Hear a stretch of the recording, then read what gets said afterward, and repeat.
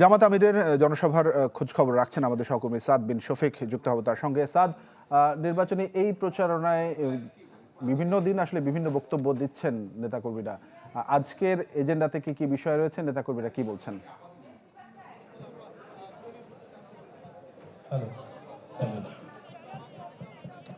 কক্সবাজার শহরের বীর মুক্তিযোদ্ধা মাঠ কিন্তু এই মুহূর্তে জামায়াতের যেসব কর্মী সমর্থকরা আছেন তাদের দ্বারা পরিপূর্ণ অনেকটাই।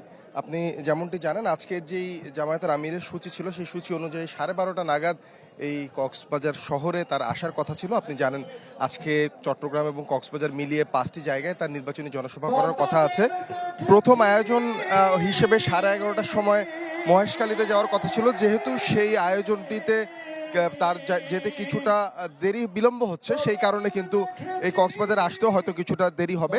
12:30টায় যেই সময় নির্ধারণ করা আছে দলের পক্ষ থেকে, সেই সময় হয়তো তিনি আসতে পারবেন না।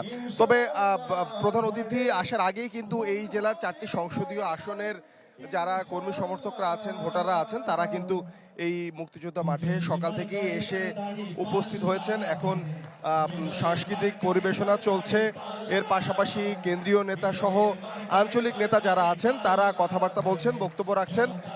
11 দলীয় জোটের অন্যান্য যেসব শরিকরা আছেন সেই শরিকরাও কিন্তু বক্তব্য রাখছেন।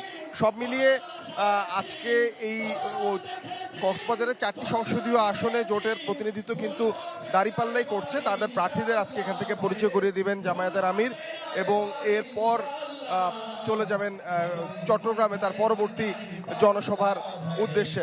সব মিলিয়ে এই জেলার যেসব ইস্যু আছে, অর্থাৎ পর্যটন নগরী হিসেবে পর্যটন সংশ্লিষ্ট কিছু ইস্যু আছে, যেহেতু এটি সমুদ্র বেষ্টিত, সমুদ্র সংলগ্ন জেলা, এই কারণে মৎস্যজীবীদের কিছু ইস্যু আছে। সব মিলিয়ে স্থানীয় ইস্যুগুলোর বিষয়ে জামায়াতের আমির তার বক্তব্য দিবেন, তার আশ্বাস দিবেন। এর পাশাপাশি জামায়াত জয় হলে, ক্ষমতায় আসলে যেই ধরনের আশ্বাস প্রতিশ্রুতি ভোটারদের কাছে দিয়ে থাকেন, সেই বিষয়টা কিন্তু এইখানে নিশ্চিত করা হবে। সব মিলিয়ে এখন সবাই অপেক্ষা করছেন মহেশখালীর প্রোগ্রাম শেষ করার পর জামায়াতের আমির ডক্টর শফিকুর রহমান কখন এসে পৌঁছবেন কক্সবাজার শহরের এই বীর মুক্তিযোদ্ধা মাঠে। জি স্যার, ধন্যবাদ আপনাকে। দর্শক, আমাদের সহকর্মীরা জানিয়ে দিচ্ছেন আমাদেরকে নির্বাচনী প্রচারণার খবর। বিদেশ থেকে দেশে রেমিটেন্সের টাকা আসে নিরাপদে, তাই আজই আপনার আপনজনকে বলে রাখুন রেমিটেন্সের টাকা যেন শুধু নগদেই পাঠায়।